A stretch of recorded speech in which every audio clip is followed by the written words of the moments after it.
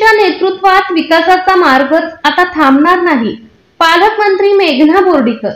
परभणी अमृत कालसेवा सुशासन गरीब कल्याणाची 14 वर्षे झाल्याबद्दल पंतप्रधानांनी केलेल्या विकसित डिजिटल भारताची नवी संकल्पना सत्यात उतरत आहे. मोदीजींच्या नेतृत्वात विकासाचा मार्ग आता थांबणार नाही असे पालकमंत्री यांनी पत्रकार परिषदेत सांगितले. भारतीय जनता पार्टी परभणी महानगर यांच्या वतीने शहरातील हॉटेल सिटी पॅलेस येथे पत्रकार परिषदेचे आयोजन करण्यात आले होते.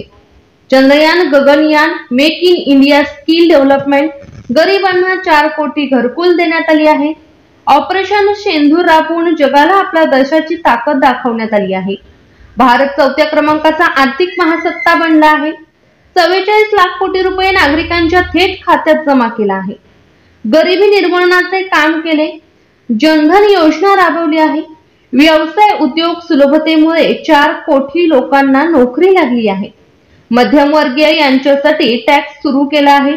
अशा विविध योजना मागील 11 वर्षात मोदींच्या नेतृत्वाखाली सरकारने केली आहे. या परिषदेच्या माध्यमातून पालकमंत्री यांनी माहिती दिली.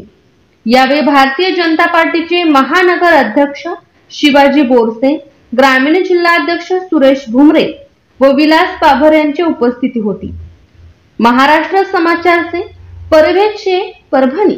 मोदीजींच्या या जनधनच्या खात्यामुळे पैसे त्यांना जमा झालेले आहेत.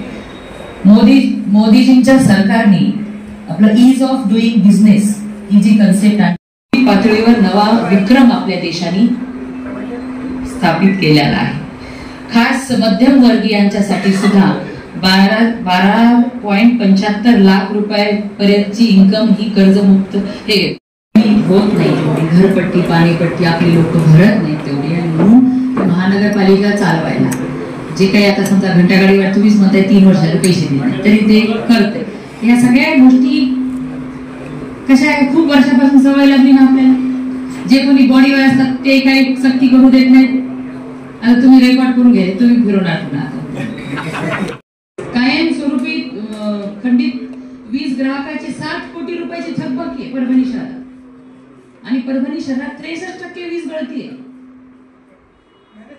नाही 750 किलोमीटरची एबीबंच केबल आपल्या परभणीमध्ये जिल्ह्यामध्ये आपण करतो, त्यापैकी 550 ची झालेली आहे. राहिलेले पण हे केल्यानंतर गळती थोडीशी थांबेल आपली, पण एवढं आहे.